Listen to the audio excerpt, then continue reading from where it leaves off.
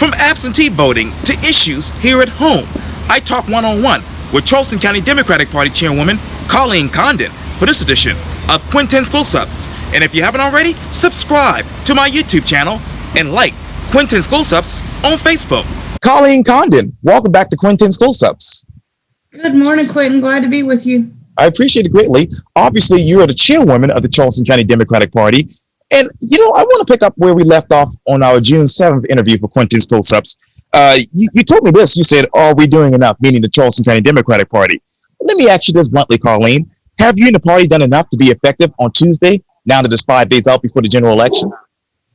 Well, of course, we'll know, when the election results come in, but I certainly hope so. We have had just a tremendous team working hard on every avenue. We have knocked more doors than we've ever knocked. We have made more calls than we've ever made. We have sent more mail than ever. We are working as a united team. We have been out present in the community. I hope so. I think that some people are going to be surprised by the size of the blue wave next week. How many, as of Thursday morning, how many phone calls and knocks have you guys done on behalf of the Charleston County Democratic Party? Over 50,000 literature drops. We purposely this year made a decision to leave door hangers and not actually do knocks to talk to people, but instead leave them materials. We've moved a lot more phone calls. I know we have had over 600,000 phone calls made since June in Charleston County by the Democratic Party. And then that's in addition to all the work being done by our tremendous candidates.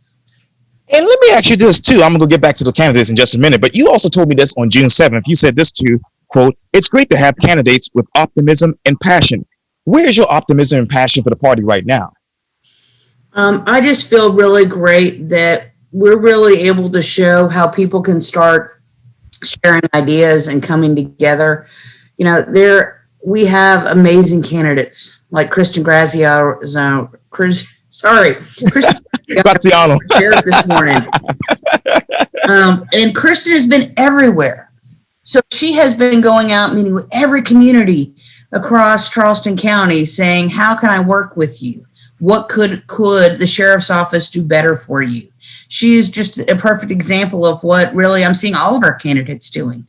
We have candidates who are out there, meeting with oyster farmers to understand what the problems are in the oyster farm laws in South Carolina. Richard Rissick.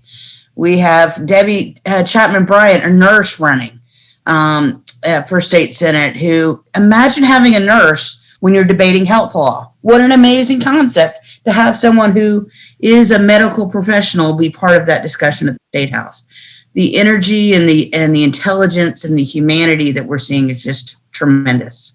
And you talk about those oyster laws. Obviously, you're a lawyer, but not in that particular capacity. What are the laws right now that people don't understand about that when it comes to oysters? Well, oyster farming laws have been very restrictive as far as creating what are oyster farms. And so it's affects really from here down to Beaufort. Right. But, even when someone might have a environmentalist label, doesn't mean they actually are sitting down and working with people whose livelihoods rely on our coastline and understanding the real issues. And I'm really proud with the work Richard Rissick has done, sitting down and working with the oyster farmers, understanding how things need to change. And how should it get changed if he's elected? Well, he would be better than me to give you the specifics, but I know specifically making it so that there's opportunities to, really have a thriving business and make sure that the low country oysters that are known so well really can be a thriving business model. And I'm still waiting on Richard for that interview. I've been asking all year long. But let me ask you this. Oh, yes. Okay. He knows. But let me ask you this. What else are you looking for, or what else did you look for in these current candidates? Well, really what people don't understand is, a lot of them come in, and especially this year, it's not that we went out seeking candidates, it's that they came in energized by what they were seeing. For example, Joe Cunningham's success, the success of Mary Tinkler and Peter Tecklenburg and past elections, Michael Miller. And so they came in and started really saying, I want to help. I want to be part of the state legislature. I want to be a solicitor. Ben Pogue spoke with a lot of folks to sit down and say, all right, what would a solicitor's office, if we could redesign it, what would it look like? Let me not do tiny little tweaks, but instead just look at an overhaul of the system. And that's the kind of candidate we've been so fortunate to have, is so many of these people who come in and are really ready to make substantive changes. And I know in my June 7th interview with you, obviously, you talked about Al Cannon in the sheriff's office. What should be overhauled right now in your mind? For the sheriff, we need to have a sheriff's office team who's really ready to connect with communities. We do not need a sheriff who has had unauthorized discharge of his gun so many times, or that has allowed it in his senior officers. I mean, the shootout that he personally had, as well as the one that other officer had under his authority and was not reprimanded right on Highway 61 in front of a daycare. Those kind of situations are not acceptable.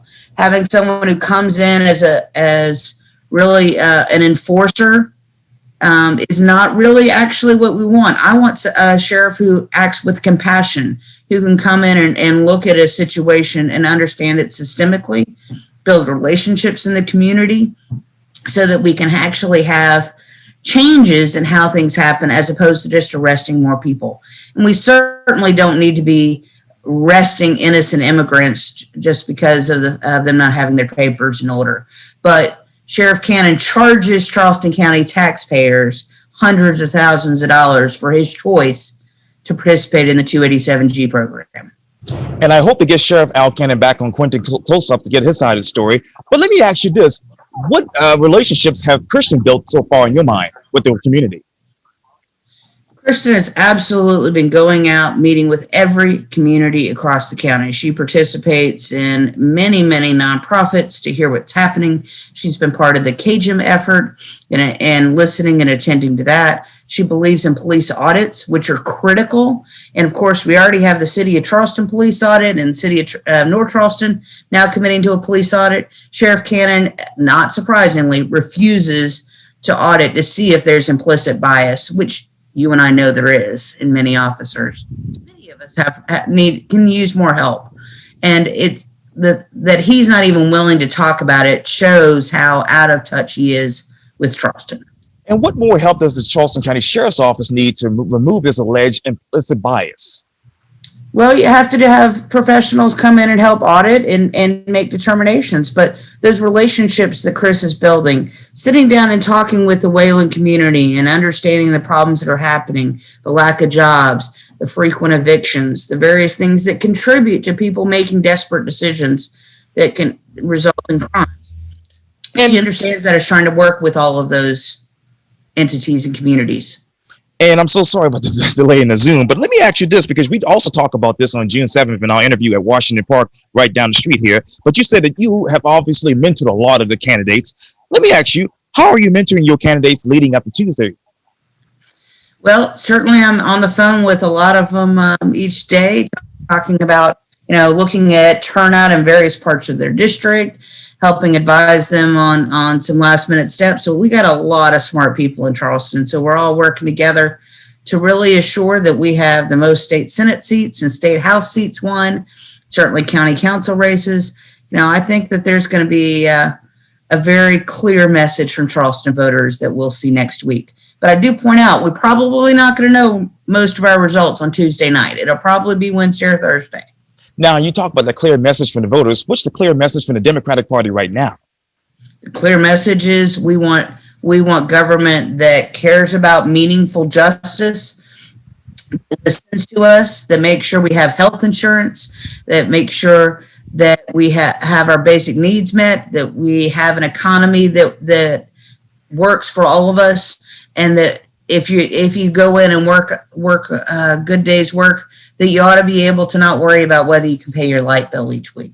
And you also told me this on June 7th. You said this quote, "We're really trying to make sure that our work inside the party isn't trying to get people to just go out and vote, but trying to get them to see a benefit for going out and vote."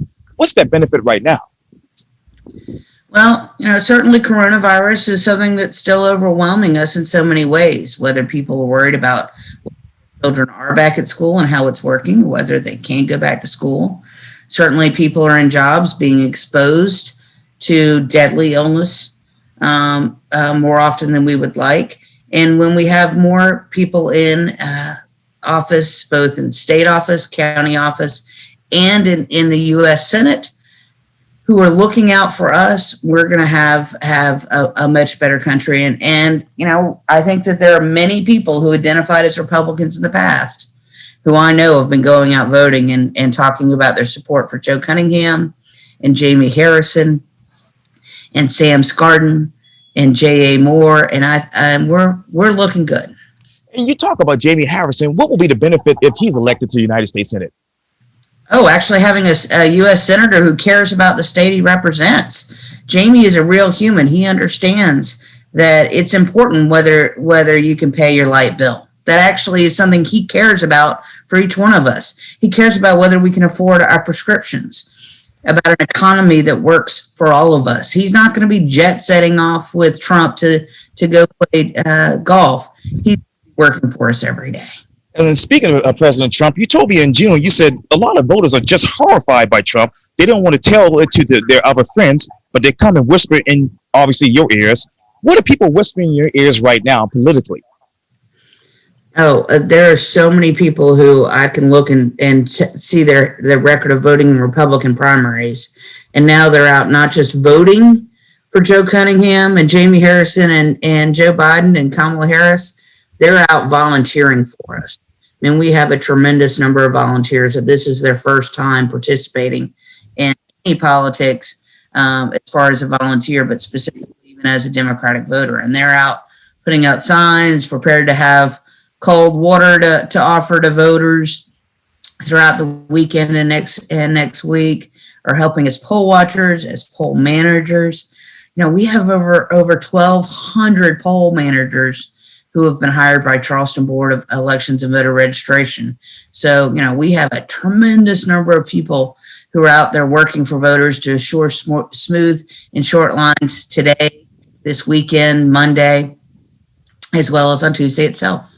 And how many volunteers does the Charleston County Democratic Party have now? Oh, wow. Honestly, it's hard to tell because so many are working for different candidates. Okay. Well, I mean, there are over 4,000 people I know who have put in work in Charleston County over the last month for either the Charleston County Party, the state party, or various candidates. And you also told me in June, you said, quote, I want to make sure that I'm not just asking someone for their vote. I'm asking for their opinion, what they need, what do we need to do, how we can do better with the situation. What do you all need to do besides win on Tuesday? Well, I mean, listening has been an important part of it. With it was harder this year with COVID. We weren't able to have as many gatherings. It would have been easier to be able to sit down and have face-to-face meetings and really, working in nonprofits. I mean, we've been out really trying to commit our forces to volunteer in a variety of ways around the community resource center, the navigation center, low country blessing boxes, American Red Cross, the list goes on and on. But we've had to do a lot of this using Zoom meetings.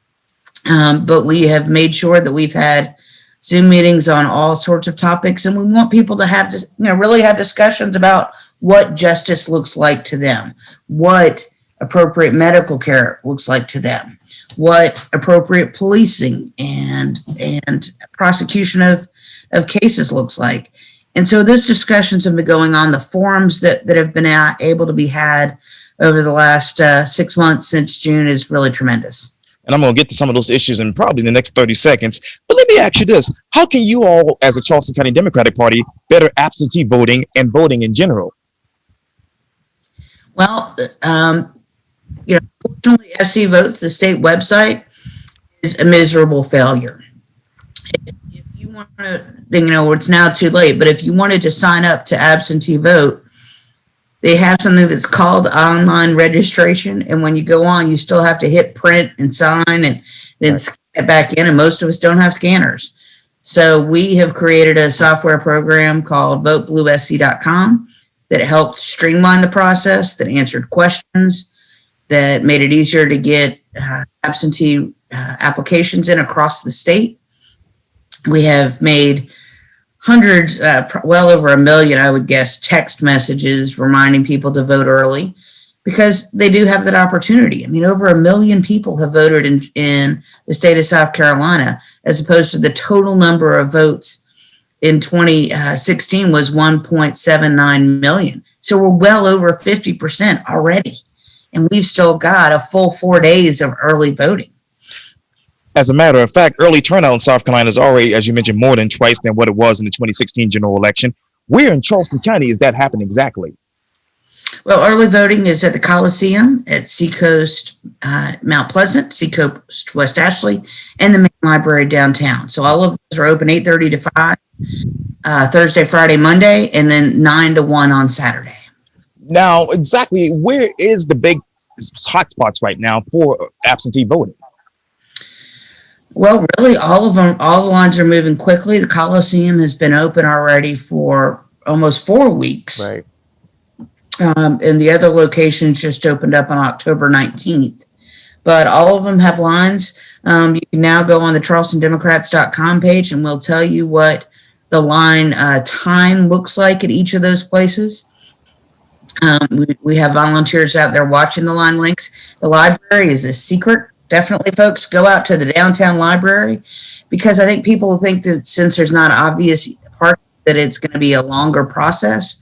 In actuality, there's free parking at the library and free parking at the Gill Yard. Right. So you can park, go into the library, which is closed for usual business right now. And most people are getting in and out of the downtown library in about 10 minutes. Now, how many people so far in Charleston County have actually done early voting? You know, I honestly have been checking the numbers so much I did not check them this morning like I meant to while I was getting ready. So I am not sure what the number is right now. I can look it up. Okay. And I know back in June, you talk about economic slavery, and obviously you said that it still exists and there's not equity.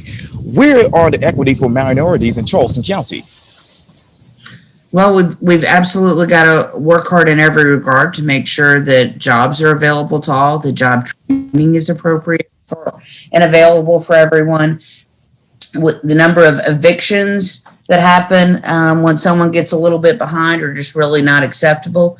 And all of that really creates to a situation that's frankly not much better than slavery.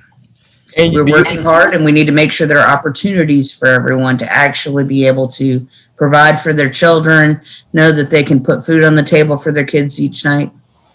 And you mentioned to me that the Hispanic population is growing. How many of them have you all reached out to as far as absentee voting and voting in general? Well, we have really made a very concerted effort this year, and we have a team of Latino volunteers. Any help that's needed, we can offer in Spanish if they call our protection hotline, which has been running for a full month already, 855-785-0222. We have Spanish speakers ready to help. We've been out. We hosted Hispanic Heritage Month event at Patriots Point. We've done other events and door knocking specifically in those areas. A. Moore, Crystal Matthews, and Debbie Bryant's district, for example, have a large population, as well as some of the Sea Islands. And we've been going out and really trying to find ways we're part of every community we can be part of in order to help make Charleston a better place to live. Now, what more improvements do you need with that as far as the Hispanics and voting? Well, you know, with it, most of the forms have not been available in Spanish. And so if you're a primary Spanish speaker, but a citizen, which indeed exists, you know, it has been difficult. Some people have been mistreated, assumed that they don't have a valid right to vote. And when they have difficulty with English, haven't been given all the support they need. With it, we've got the support team to be able to help everybody to vote, and that people don't have to worry that if they go vote, it brings attention to a family member who may not be fully documented. Now, you talked earlier about the team, and I know when we sat down in June, you talked about, obviously, you and the Charleston County Democratic Party, as far as the team, are trying to go and get racial justice training. What have you learned thus far from that particular training? Well, we have indeed had an opportunity to work on that, and it's a process we'll always be working and trying to be better. But there definitely needs to be, a wider span and who serves in leadership and how we all work together. So we're making every effort to really get more people at the table and participating in important discussions. Now, obviously, you also told me too that every Democrat had run for almost every seat in Charleston County, and that had happened in the past 30 years, and that happened prior to this primary in the spring. Let me ask you this: will this be a trend? I firmly believe so. When you look at it, we have won most of the countywide seats in the last 3 election cycles that we have run for and had a competitive candidate for. That we're definitely going to see some changes in countywide office this time as well. And, there are seats in the past that have been considered safe Republican seats. But I fully believe Daniel Brownstein's ready to be a new state house member. Rebecca Chinklani has really worked very hard also in Mount Pleasant. Ed Sutton in West Ashley is going to take back Mary Tinkler's seat. We have tremendous work being done across the county by really just going out and discussing the tough issues. What are the other tough issues? Well,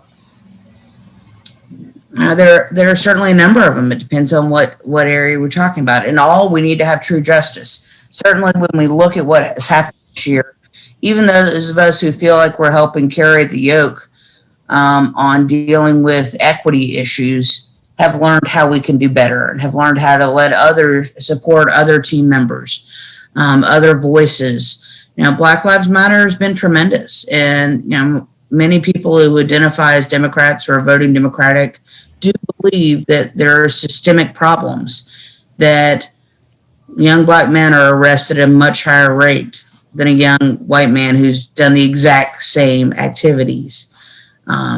Jobs are more difficult depending on your education and your upbringing.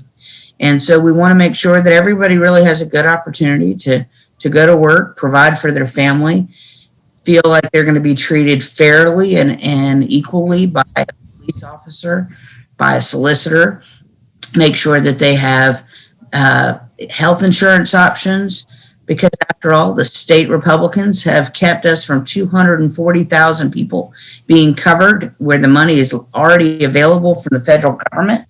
And when we take back the state Senate next week, we're going to be able to make changes like that. Now, I know you were very adamant that systematic racism exists. Where does it exist, that is, in politics? Well, with it, when you look at, for example, in the solicitor's office, folks say, well, Scarlett's done well enough. But most people don't realize that if someone is being considered for a jury, that a black citizen in Charleston County is 7 times more likely to be struck than a white citizen. That absolutely affects when our juries aren't treated fairly and they don't really represent our community. It means that those who are accused of crimes aren't going to be treated fairly as well. And you also said too, my job is to reach out to everybody. When you reach out to those people, what are they saying about the Democratic Party? That they see excitement, they see fairness, they see a party that really is more reflective of our country. And I know you also said we're going to have people working in every area, as you just mentioned. What area has been the toughest thus far? The toughest. Well, I think it's hard to describe the toughest. We're really working hard everywhere. There are areas that certainly have traditionally trended Democratic, and we're working those. But we're out knocking on doors in every single neighborhood. This is a presidential election. Apartment dwellers tend to be more active in presidential elections than otherwise. So many people are excited by Jamie Harrison that it's really just driving out people who say, I've just voted before. This is the first time I've done more than voting. And we're getting folks involved in, honestly, every part of the county.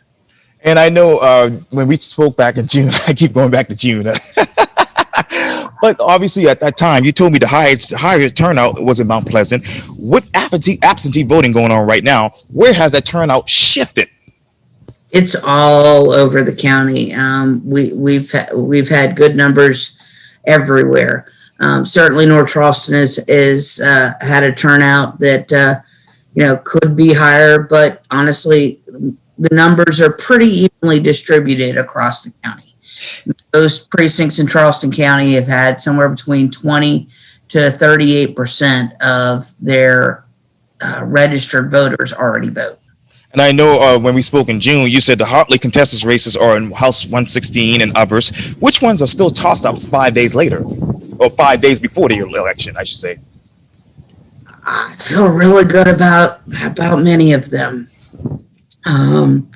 We've been working hard. We've got Joe Cunningham rally this Sunday at the Bend. We have a fish fry out in St. Paul's. We have a parade to the polls in North Charleston on Saturday. I mean, there's just so many activities. We're working hard all over the place. And I know we just talked about economic opportunities throughout this particular interview, but you said in June, economic opportunities for all and to be color neutral when hiring someone. Is that something companies in Charleston County are listening to right now? They're trying. I think a lot of people are still learning how to do that. I had the opportunity to participate in a YWCA training that's really wonderful, Racial Equity Institute. Right. And it talked about, when you literally even look at someone's name and how it's traditionally viewed, whether it is, considered more traditionally white or traditionally black, that you can take the exact same credentials, but change the person's name on the top, and the likelihood of being called for an interview is significantly different. It's just really enlightening to realize how many ways things happen. And so it really, I know, we're seeing businesses, ask for guidance, ask for help. And certainly the YWCA is one of the best trainings that I've participated in, but there are many out there. Really understanding, how can we all do something a little different to make sure that we're giving real meaningful opportunity. And I spoke with LaVonda Brown in depth about that a couple of months ago for Quintin's Close-Up. So if you haven't seen the interview, you can go back on YouTube and look at it. But let me ask you a simplistic question, Colleen. What should be the headline on Wednesday? The headline on Wednesday should be Americans won this election. Colleen Condon, thank you so much for your time. And again, welcome back to Quintin's Close-Ups. Thank you. I always enjoy your interviews. Thank you greatly.